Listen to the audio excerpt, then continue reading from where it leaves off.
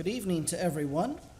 It's good to be here with you all. So good to see all that are able to make it out for our midweek service. Tonight, as you can see, we're going to continue the series that I engage in now and then on Wednesday nights of trying to provide overviews of the books of the Bible. We've been working our way through the Old Testament, and we now come to the book of Ecclesiastes. Of course, we're in the section of the Bible that we often call the poetry section or the wisdom literature of the Old Testament. We've covered the books of history. We've talked about Job and Psalms and Proverbs, and now we come to the fourth of the 5 books of this section, and that is Ecclesiastes. Now, that title is kind of a strange title. It's kind of a strange word. I'm going to make a confession. I'm going to show something here that shows exactly where this title comes from that I did not piece together until doing this study, and I feel a little foolish for that almost. But I've always thought this is a really strange word. What does this word mean? Why is the book called this? The word Ecclesiastes. Well, of course, in the Hebrew, it has a different title. In the Hebrew Bible, the Hebrew scriptures call this book Kohelet. That's the Hebrew, and I know I'm butchering that pronunciation because I don't speak Hebrew, but that's the name of this book. The Greek title, so the Septuagint, which is the Greek translation of the Old Testament scriptures, titles this book that Ecclesiastes, and that comes from the first verse of the book. Most of the Hebrew titles come from the first word or words within the scripture, and that's the case here. That word that we typically have translated as preacher, most English translations have the words of the preacher. There are a few that will say something like the teacher, but most have the preacher, the son of David, king in Jerusalem. That is the word that is being translated as Kohelet or Ecclesiastes in both the Hebrew and the Greek. And what that really means, the definition is simply one who calls together and instructs the assembly. That's why it's called a preacher. It's somebody who has called an assembly. It's someone who has called a gathering, and he is speaking to this group of people. He is teaching this group of people. I made a comment that it actually becomes a little obvious where this comes from. When you think of why is this called the preacher, what does that have to do with this? You may recognize the first part of that Greek word. You've probably heard people mention, you've probably heard me mention, that Greek word ecclesia is a very common word in the New Testament. In fact, ecclesia is found over 100 times in the New Testament. It simply means, it's the word that we typically translate as church. When you see the English word church, it is often this Greek word ecclesia, which means literally an assembly or a called group of people. So that's why Ecclesiastes, it's the man who is called that assembly and the man who addresses or speaks to that assembly. And so in some way, the author of Ecclesiastes is portrayed as a man who is speaking to a group of people. And he's doing this to try and teach and to try and give them wisdom. And when you think of the wisdom literature of this section of the Bible, you think of Proverbs. It's a book that is meant for all of us, but remember how Proverbs was typically addressed. It was often addressed as a father speaking to a son. The book of Job is conversation between a man and his friends. The book of Ecclesiastes is us getting to witness the teaching of a teacher, of a preacher, of a man who is addressing an assembly from a position of authority and a position of wisdom to be able to provide wisdom to the listeners. Now the question is, who is this Kohelet? Who is this preacher or this speaker? Who is the author of this book? Well, there are 3 main ideas. The traditional view has typically been Solomon.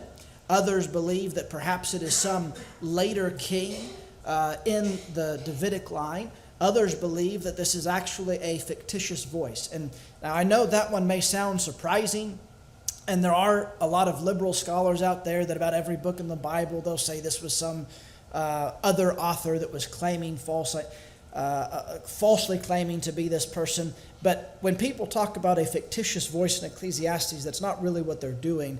There are many scholars that believe this was intentional. It's almost like a play. You can think of maybe a Shakespearean play or others where a person is acting as some other historical figure.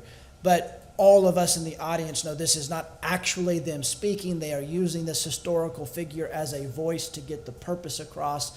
There are some scholars that think that that's what's taking place in the book of Ecclesiastes, and we won't get into all the technical arguments as to why they think that. But interestingly, all those who take that view believe that the fictitious character is speaking from the perspective of Solomon. And so whether you think that Solomon wrote it, or you think that it's a fictitious character who is portraying himself as Solomon, really doesn't make a lot of difference. I think that the best solution is to view this as Solomon. Obviously, in the opening words, the words of the preacher, the son of David, king in Jerusalem. Now, the reason some might believe this could be another king is really any king in the Davidic line could have and would have referred to themselves as a son of David. David was the pinnacle of success. David was the one that, when you even read through Judges or through Kings and Chronicles, that is kind of the measuring line of the goodness of the king. Either he follows after David or he doesn't. And so they would have all been a son of David in essence. But obviously Solomon fulfills this not only because he's a descendant, but he really is the son of David. Then also in chapter 2, verses 8 and 9, the speaker says, I also gathered for myself silver and gold and the treasure of kings and provinces. I got singers, both men and women, and many concubines, the delight of the sons of man. So I became great and surpassed all who were before me in Jerusalem. Also my wisdom remained with me. Now when you read that, except for one little aspect of that passage, Solomon fulfills that greater than anyone. No one seemed to have gathered more concubines than Solomon. No one could claim wisdom like Solomon. No one could claim treasures and abundance and wealth and power like Solomon. And so Solomon fits this the best. Now, what some people have a problem with is if it's Solomon and he claims, I became great and surpassed all who were before me in Jerusalem, from a Jewish perspective, or from, I shouldn't say Jewish, from an Israelite perspective, that's only one man. David was the only Israelite king in Jerusalem. Saul never reigned in Jerusalem. David didn't reign in Jerusalem until 7 years into his kingship. And so that's kind of a silly boast almost to say, well, I was greater than everybody that came before me, and only one person came before me. And so some have a problem and think this is maybe an indication that it's not actually Solomon. But I think something a little different here, and I really haven't ran across this idea. But notice what it says. It says, I surpassed all who were before me in Jerusalem. Now, David was the first Israelite king in Jerusalem. But David was not the first king in Jerusalem. In fact, we know that there were kings going all the way back at least to the time of Abraham, because we meet Melchizedek in Genesis, who was the king of Salem, that is Jerusalem, hundreds of years before this. And there were kings in Jerusalem, probably from that time up until the time of David. And the reason I bring that out is because the author does not say, I was the greatest king of Israel. In fact, as we'll see in a moment, this book does not have a distinctively Hebrew or Israelite focus. It has a very global focus. And I think that that's what's being said here. Jerusalem is a special city throughout Scripture. And this man is claiming that, at least in terms of carnal wealth and power and prestige, this man, he rivals not only the power and prestige that his father David had accomplished, but all the other kingdoms and nations that had reigned. He's greater than all of them. He has a better ability to experience life than anybody who has come before him. He has a definitive voice on this. And so there is a larger perspective here. So I don't have a problem with this being Solomon because he says, I'm better than all that come before me. I think he means more than David. He means every king that has come before him. Now with that, let's talk about some key phrases, because I think this really helps us with the book. As we look at the book of Ecclesiastes, there are some ideas and concepts that show up repeatedly. It's a book that's only 12 chapters long. It's not a really long book. You could sit down and read it. I don't know how long it would take, but you could probably read it within an hour if you just sat down and read the book from beginning to end. And yet for being a shorter book, there are concepts that show up again and again. One of those key phrases is simply man. And by man, it's not man as in male, it's man as in humanity. The concept of man or humanity or mankind shows up almost 50 times, 49 times throughout this book. He speaks about humanity.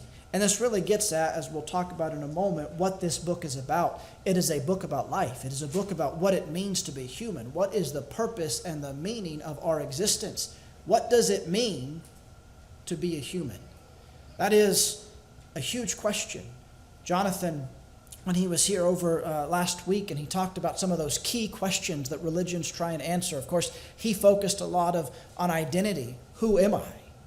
Well, the book of Ecclesiastes is a book that helps address that question, except from a negative perspective. It really shows us who we are not, but it shows us, it addresses what it means to be human.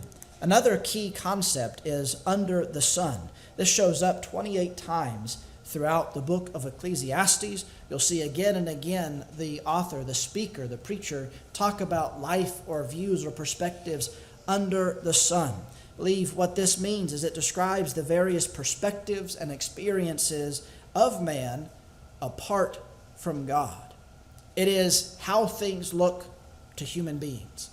Now, when you look at some of the other wisdom literature and poetry literature of the Old Testament, there are many times, especially in the Psalms, where it talks about God being above the heavens. He is above the sun. He is above the stars.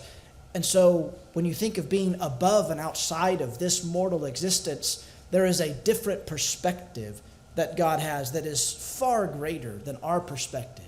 And so this idea of under the sun, it's what we see, it's what we know, it's what we can tell by our observation, by our experience. And that really is what this book is going to be about. Solomon is going to go through various ways that we can approach life, various ways we can look at life, various ways he tried life out, so to say, but all of them are going to fail. They're going to fail because all he has is the perspective of under the sun. And so if we approach life with the view that is just what we can see, just what we can experience, we don't think of anything outside of ourselves, life is going to end up a failure. It's going to be pointless, it's going to be meaningless, which brings us to the next key phrase, and that is vanity. That shows up well over 30 times throughout this book. Now, when we speak of vanity, sometimes we think of pride or arrogance. But in this context, the idea of vanity refers to meaninglessness. It is worthless, futility. In fact, there are several translations that will use the word meaningless instead of the word vanity. It's something that's pointless. There's no ultimate worth to this. And so this is going to be used again and again throughout the book. Again and again, the preacher is going to experience something or view life through a perspective, and ultimately he's going to say, this is meaningless, this is pointless, this is futile. Sometimes he even comes to the conclusion, life is futile. And that may sound very depressing. It is depressing. It may sound strange to be in the Bible, but as we'll talk about perspective a bit, that's the perspective of mankind under the sun. Now, as we look at these key terms, and what we've already mentioned, I think it's important to notice the universal application of this book.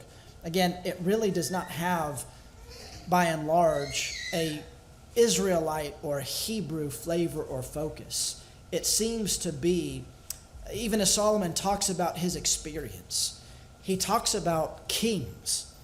And so he's not just talking about his kingship, he's talking about how he has observed other kings, how he has observed other kingdoms. Some people, that's why they think it can't be Solomon, because they say, well, he complains about injustice, but he's the king. Couldn't he solve injustice? Well, not for everyone. He couldn't solve the injustice of every other kingdom in the world. And as he speaks universally. Some of the ways we see this is, again, this focus on man. Under the sun is not just Israelites. Under the sun is humanity. It's everybody. One of the other unique features, I don't have it listed up here, though, is God. The way God is referenced throughout the book of Ecclesiastes. I don't know if you remember several months ago when I gave a series on the names of God, but if you remember, the word Elohim is the Hebrew generic title for God. It's just a generic reference to God. And then you have the word Yahweh, which Yahweh is the covenant name between God and Israel. Yahweh is the way he revealed himself to his people. So it was a very special covenant name. Yahweh is never used in the book of Ecclesiastes. Every time you see God referenced in the book of Ecclesiastes, it's always that generic Elohim. And I think that again speaks to this is not just a book about the Israelites. This is a book about the human condition. And so it is meant as a universal message. Now, as a part of wisdom literature, I mentioned it's a part of the wisdom literature of the Old Testament. It's kind of an interesting book to me because if you've read through all these books, you might think Ecclesiastes is very different than all of the other books of poetry or of wisdom. And in some ways, it is. In some ways, it's different than every other book of the Bible. But it actually has some interesting similarities to these other books of wisdom. And when you think of these similarities, it fits perfectly in this section of Scripture. For example, Job. When you remember Job, we've talked about Job before. Both Job and Ecclesiastes highlight ultimately the sovereignty of God. Now, Job highlights that only by trusting in God can we really deal with one of life's greatest problems, and that is pain and suffering. And I always try to be careful about the way I describe Job, because Job does not answer the problem of pain and suffering.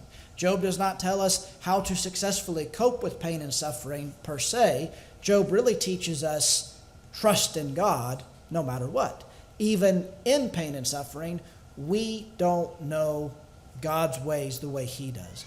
We have to trust he's greater. We have to trust he is in control, as Job had to learn. And so we don't question God during suffering and pain and trials. We cling to him, we trust him, we worship him. But it addresses one of life's greatest questions. Well, Ecclesiastes does that also. It addresses the meaning of life, the purpose of life, and demonstrates that only through trust in God can we really find meaning. Not so much in the suffering of life, but in the monotony and the apparent futility of life. Suffering is one problem that people deal with. Job helps us with that. Another problem that we don't talk about as much because I don't think we like to, but I think it's very true, is if we're honest, especially the older and older we get, the more and more we experience, we begin seeing the apparent futility of life. There's this cycle that just repeats and repeats. There's this meaningless. I'm sure all of us, maybe at work or in our career, have wondered, what is the point of all this? Maybe some of us, in even our darker thoughts or more morbid times, or maybe just more sober times, have thought, in 100 years, no one's even going to remember what I did. No one's even going to remember my name. So what's the point of it? Ecclesiastes really is addressing that question. Then we think of Psalms and Proverbs. Now, in some ways, Ecclesiastes seems very different than Psalms and Proverbs, but there is an interesting way in which they're connected, and that is that they are all collections. Psalm is a collection of prayers and songs. Proverbs is a collection of wise sayings and wise counsel that helps us with a general view of how to lead a successful life. Well, Ecclesiastes is also a collection.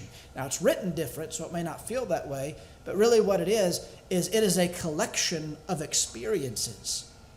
What Solomon has done, and it wasn't that this was a wise thing to do, but he was able to learn from it and teach us from it, is he tried out all sorts of ways of living. He tried out all sorts of viewpoints and philosophies. And he was able to collect all of these experiences and ultimately teach a great lesson to his people and to God's people.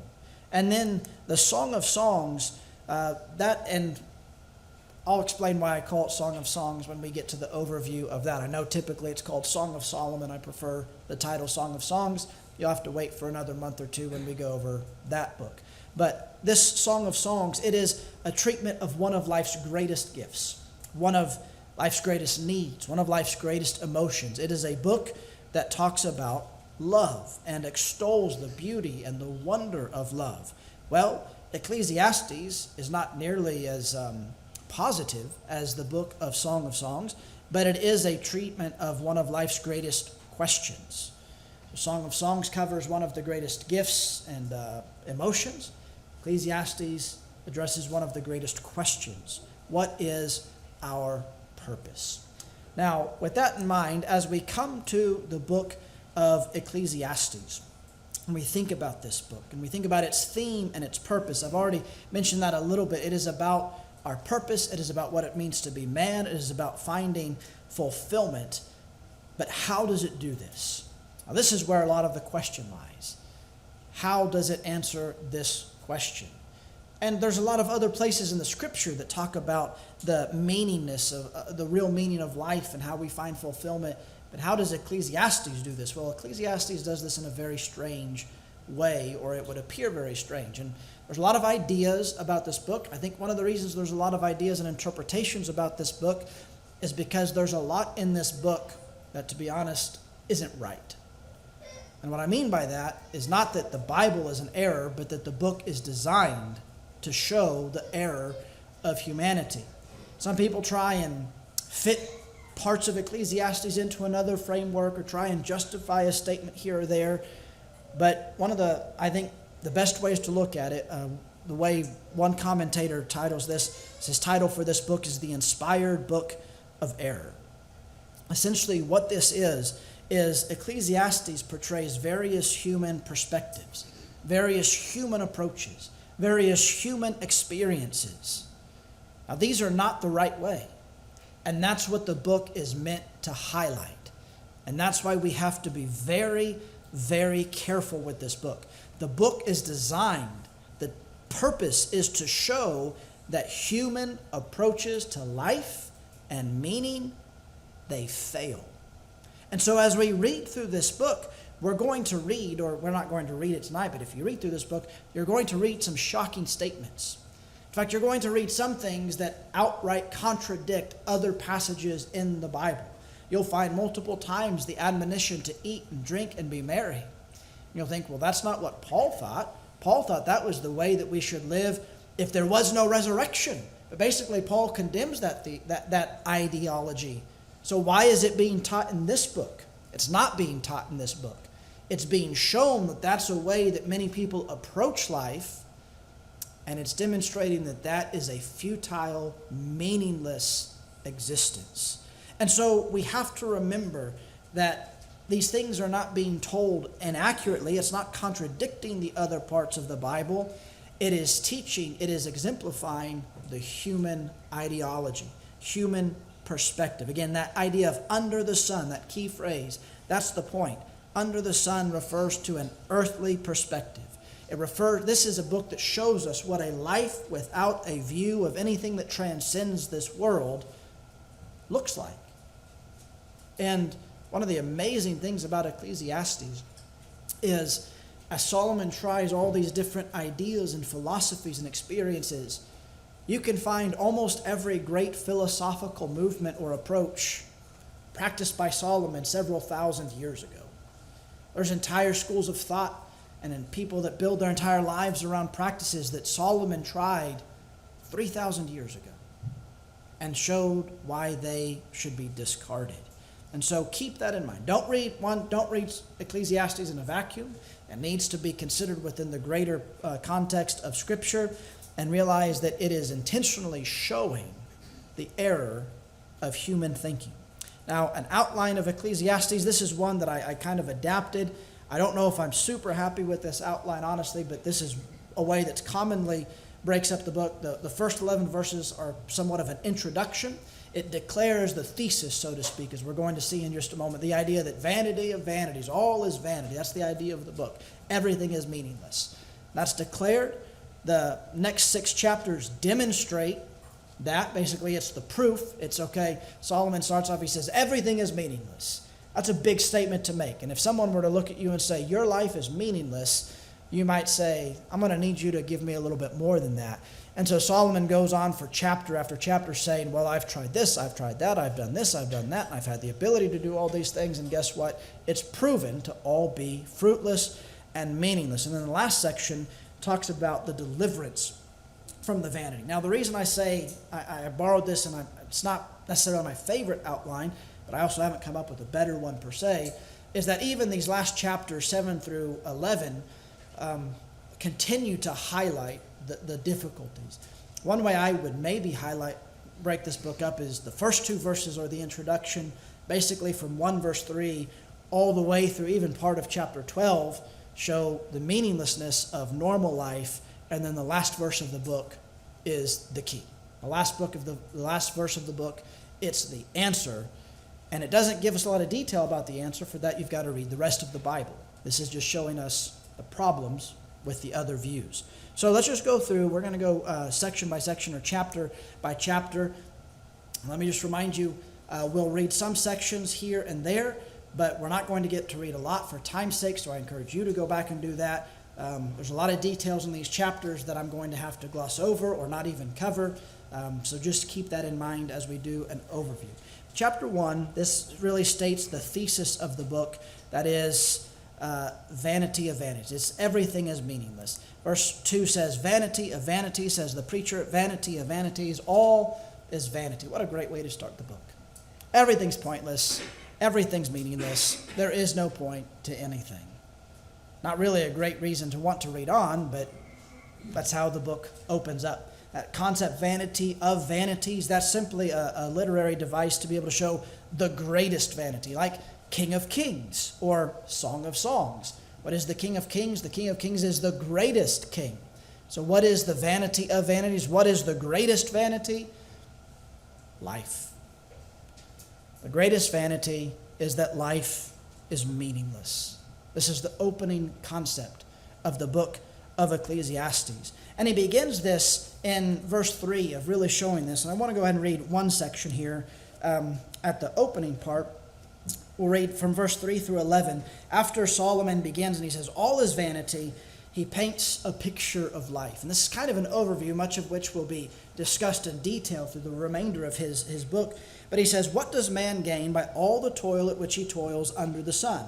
A generation goes and a generation comes, but the earth remains forever. The sun rises, the sun goes down and hastens to the place where it rises. The wind blows to the south and goes around to the north. Around the wind goes the wind, and on its circuits the wind returns. All streams run to the sea, but the sea is not full. To the place where the streams flow, there they flow again. All things are full of weariness. A man cannot utter it. The eye is not satisfied with seeing, or the ear filled with hearing. What has been is what will be. What has been done is what will be done. There is nothing new under the sun.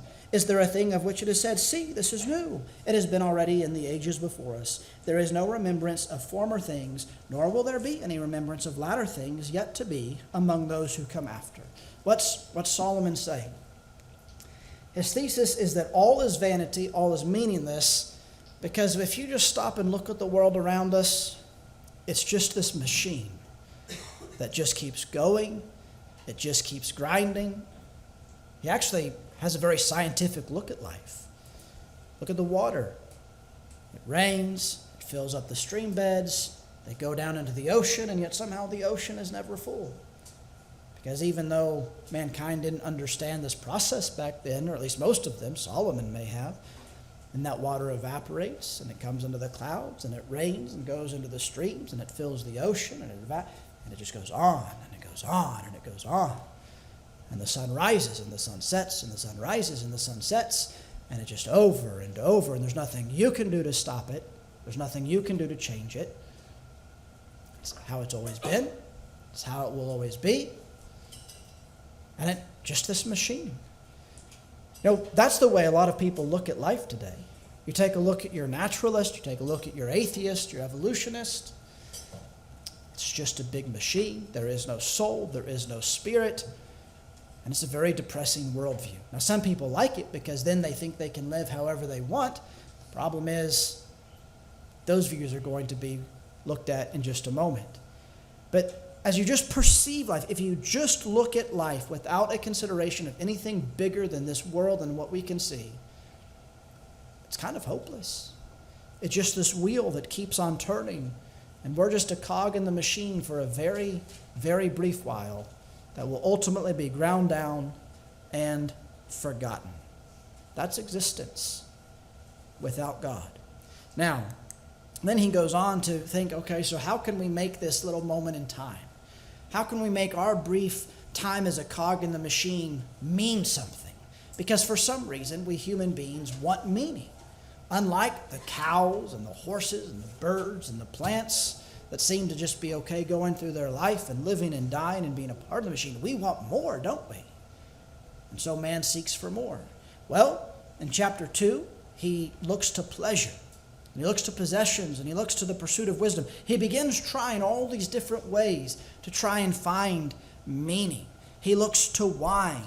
He looks to laughter. He looks to folly. This is the idea of just living it up as best you can. The technical term or the philosophy behind it, you may have heard of the idea of hedonism. Hedonism is the idea that the greatest good in life is pleasure. Whether that's through drunkenness, whether that's through sexual promiscuity. Basically, if it feels good, do it, because that's the best thing that's ever going to happen in your life. Because after all, at some point, before too long, you're going to die. Before too long, you're probably going to suffer and then die. So why not have as much fun while you can? That's the idea. And he tries that for a while. And it may stave off the depression of futility for a bit, but it doesn't last. Ultimately, even those things become dull. Those things become futile. He tries accomplishments and works and possessions, but these things all fade. He tries wisdom. Maybe higher learning and education and philosophy will help. And he kind of decides, the wise might fare a little bit better than the fool. People that are stupid sometimes die early. People that are wise may extend their life a little bit longer. He says, they both die in the end. And here is one of the big concepts of the book of Ecclesiastes. I didn't have this in the key phrases, but it really is it is maybe the central idea. And that is death. Death is the great equalizer. And it's also the great problem. You see, almost everything Solomon talks about doing, it becomes meaningless because death still looms. You can have the biggest party this world has ever seen. You can pursue the most pleasure this world has ever seen. And you're still going to die. You can have more money than anybody in this world. And you can't buy your way out of death. You can be the smartest person that's ever lived. And you'll not outsmart death. Death is looming. Death is coming. Death is going to take away all of your accomplishments, all of your pleasures, everything that you have ever had. And from an earthly perspective, when you stop, people try and not think about that, but when you stop for a moment and think about that, it's going to cause something. It's going to cause despair. In fact, Solomon says, "So I hated life, because what is done under the sun was grievous to me, for all is vanity and striving after the wind." I won't read the rest of all that passage. I hated life. The richest man, perhaps, who has ever lived, a man who was able to amass 1,000 women between his concubines and his wives, a man who was able to make gold common, a man who could do literally anything he wanted, came to the conclusion, I hate my life because it's pointless, because it means nothing. Well, chapter 3 speaks of one of the other problems that plague us, and that is inevitability. This is, of course, one of the most well-known poems throughout the Bible. It talks about for every season there is a time to be born, a time to die, a time for peace, a time for war. The idea here is that there is always change coming.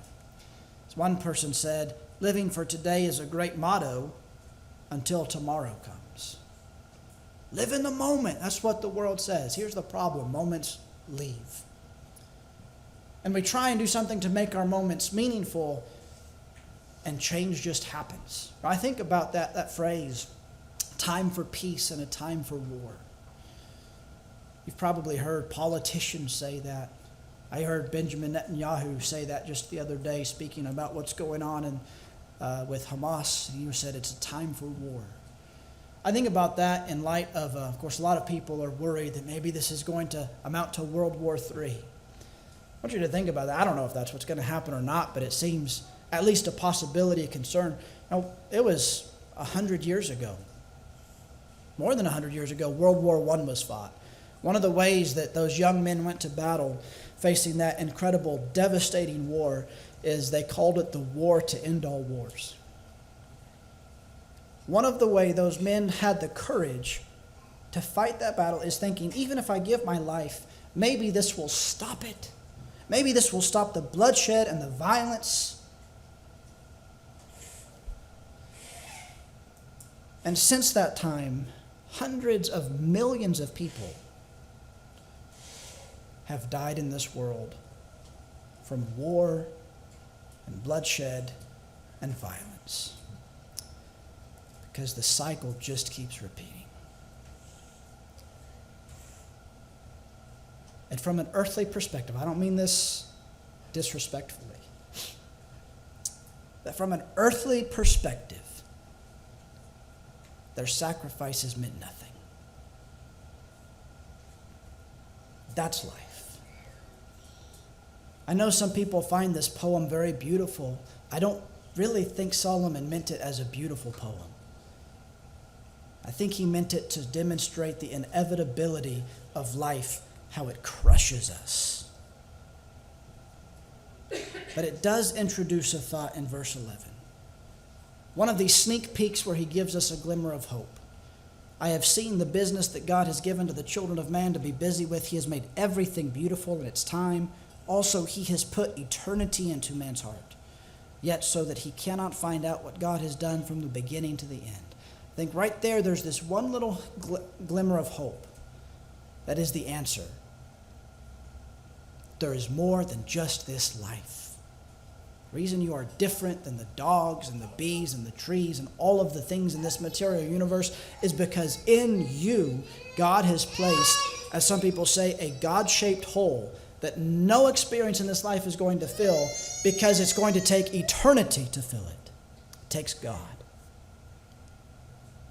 But without God, that will never be filled. Chapter 4 speaks of oppression. Solomon saw that the world was filled with oppressors and the oppressed. And even those that may not be powerful enough to oppress others often still work merely for their own gain. Verse 4 says, Then I saw that all toil and all skill and work come from a man's envy of his neighbor.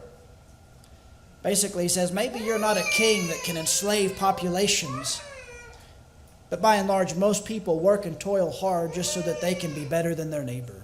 It's envy, it's jealousy, it's keeping up with the Joneses. Most people in the world will take from another for their own good, or will exploit another for their own good. How sad that is. And riches don't seem to help. While that's the mindset, while people are willing to hurt others for money, it doesn't help. Desires for riches, they rob us of friendship, leading to a meaningless existence. And multiple times in this chapter, the preacher says something is better. And this is one of the challenges of Ecclesiastes. Are these passages about this is good or this is better? Are these side notes where he says, now this is okay? Sometimes they may be, but sometimes I think it's, well, this is better, but it's still vanity. Trying to find a little bit better, but why even try and find the better when it's all meaningless and pointless? He goes on to talk more about wealth in chapters 5 and 6. Now, chapter 5 has kind of a little side point about fearing God, but then it turns to wealth and riches and the recognition that humanity never tends to be satisfied, no matter how much wealth he accumulates. In verse 10, he says, He who loves money will not be satisfied with money, nor he who loves wealth with his income. This also is vanity. You ever notice that people who are millionaires and billionaires rarely say, I've got enough? Where do you find some of the worst corruption? Some of the wealthiest individuals on this planet. Why? Because when you love money, you will never have enough. One of the ways that people, and it's ironic because one of the reasons people love money is they think it will help them curb the meaninglessness of life, and all it does is add more futility to their life, and more heartache and more sorrow. It leads to dissatisfaction and evil, and it is meaningless. So chapter 7, he considers a different approach. Instead of pursuing money or pleasure or wisdom, he kind of takes this middle of the road approach. You might call this stoicism. This idea, basically, He's figured out by this point, you need to avoid extremes. There's going to be some good things happen, enjoy them. There's going to be some bad things happen, try not to let them get you down.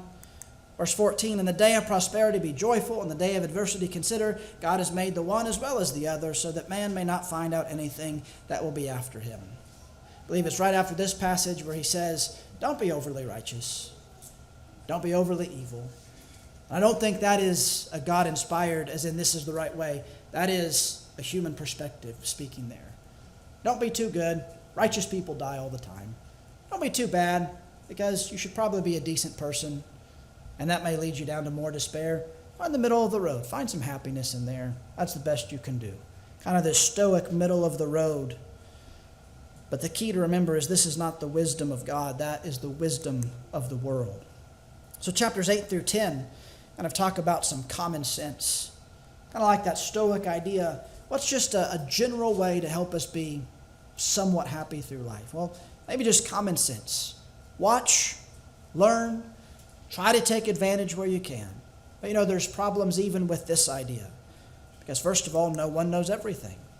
Solomon says, when I applied my heart to know wisdom and to see the business that is done on earth, how neither day nor night do one's eyes see sleep, then I saw all the work of God, that man cannot find out the work that is done under the sun. However much man may toil in seeking, he will not find it out. Even though a wise man claims to know, he cannot find it out. Basically, the wisest man in the world finally had to come to a conclusion, I don't know it all.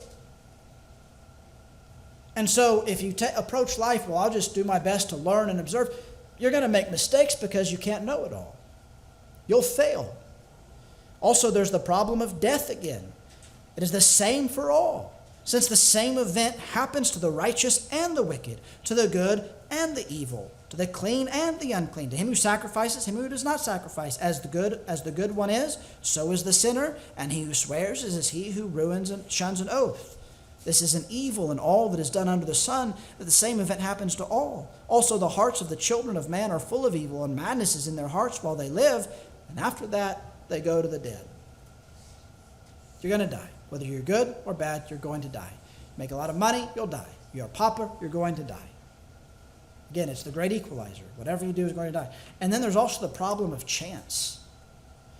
Again, I saw that under the sun, the race is not to the swift, nor the battle to the strong, nor bread to the wise, nor riches to the intelligent, nor favor to those with knowledge, but time and chance happen to them all. Maybe you do a great job. You're really keen. Pay attention. You live a life of common sense. You're getting ahead.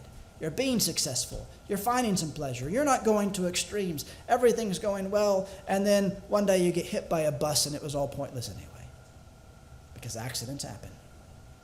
One day you get an incurable disease because incurable diseases happen and there's nothing you can do about it. Sometimes the strongest doesn't win because of chance, an accident. Do the best you can, and disaster may still come. Be a complete and utter fool. You may get lucky. That's frustrating. It's pointless. So chapter 1 or chapter 11 extols the idea of work hard. Maybe this is the best way, Just do your best, work hard. It does seem that working hard is probably the best way to go. Diligence is the most likely way to provide some meaning and pleasure in life. But don't go too far, because hard work is still pointless. If a person lives many years, let him rejoice in them all, but let him remember that the days of darkness will be many. All that comes is vanity. Take care of yourself. Got good genes, make wise decisions, and you live to be 100 years old. Be thankful for that. Not a lot of people get to do that. But make sure to keep in the back of your mind that you're going to be dead a lot more years than you'll be alive. So it really is meaningless. It's futile. This is life without God. And I'm going to read a couple paragraphs from a book, because I think these are some of the best things I've read about the book of Ecclesiastes. Speaking kind of this whole idea of man's perspective. Even uses there's a passage, and I'm going to misquote it. I'm not going to be able to quote it verbatim, but it talks about laughter is good and merriment is good, but money is the key to everything. It's a statement about that. And it's a satirical statement, essentially, because that's the way man looks at it, and it sounds right. But one commentator says this: it sounds practical, it seems to make sense, but it is not God's counsel. It is the world's counsel. It is all around us, in conversations around the water cooler at work, in books we read, in movies we see, on talk shows we hear. It is a devilish philosophy. It seems to make sense, but it is a snare for the arrogant and the unwary. And note, this is a key. God uses 11 chapters in Ecclesiastes to lampoon and illuminate the folly of worldly thinking. I think that's right. I like satirical news site. I love the Babylon Bee. I think it's funny. I've always appreciated satire that kind of pokes fun. I think you might be able to call Ecclesiastes the book of satire in the Bible. Because for just a moment, instead of revealing to us his will, God says, okay, let's look at it through your eyes. This is how to live life. And it's satire. The purpose of satire is to illustrate the folly of something. And that's exactly what God does in Ecclesiastes. He wants us to realize whenever we see or hear people acting and talking on the basis of eat, drink, and be merry, for tomorrow you die, that this is all that the world apart from God has to offer. This is the logical conclusion of a life that has erased God from the picture. It goes on to say how tragic, how blindly pessimistic. This kind of thinking denies the glory of humanness and reduces us to animals. We are born, we eke out our squalid little pleasures amid the sufferings of this life. We operate on animal instincts of hunger and sex drive and self-preservation until one day the truck with our name on it comes along, runs us down, and leaves us in the road as dead as if we were toads or stray cats. That is the gloomy worldview of a life that is lived without God. And that is the book of Ecclesiastes. Now, the end of chapter 11 and the beginning of chapter 12 kind of transition by teaching us about the aging process. And that's an incredible section. But to fit with the way we've gone, we're not going to go over that there. We're just going to talk about the book's conclusion. The way of man is futile, vain, meaningless. But there is another way. And after Solomon considered all of it, he came back to where he should have been the entire time. There is an answer. While man's approach to life may be futile, life is not futility. Because the end of the matter, all has been heard. Fear God and keep his commandments, for this is the whole duty of man. Now, something interesting.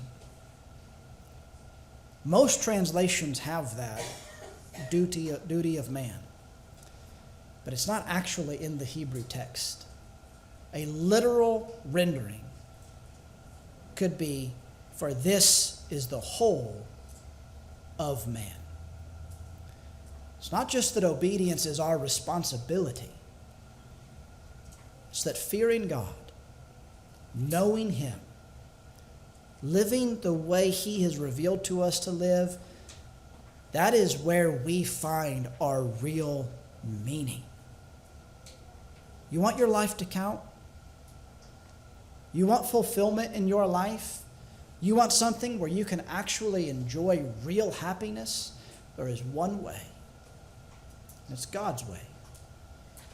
Now, you may be rich or you may be poor. You may be healthy. You may be unhealthy. You may be successful. You may be unsuccessful. You could be any and everything that you read about in the book of Ecclesiastes. But if you are following God, there is meaning and there is purpose. Now here's the thing. The book ends on that point, and it ends. That's the end. It doesn't talk to us about what that looks like. The thing is, we have 65 other books of the Bible that do. That show us what following God looks like, what it requires, what it promises. The point of Ecclesiastes, with all of its intricacies, with all of its hardships, is simply this. Life under the sun is pointless. But the rest of Scripture show us that life under the sun, that is God's Son, is meaningful beyond comprehension. So don't waste life, on money, on pleasure, on knowledge, on all those other things. They will not pay off in the end. Spend your life devoted to God. And then you'll not just get this life, but eternity. What a wonderful promise that is to look forward to. The book of Ecclesiastes, I'm going to admit to you, it's a depressing book. It's a difficult book because it's meant to be. Because that's life without God. Don't choose that life. It is meant to be a warning so that we don't have to go through all the hardships and heartaches that Solomon experienced. We can learn from his instruction and instead just choose now, as he says in our youth even, to follow God.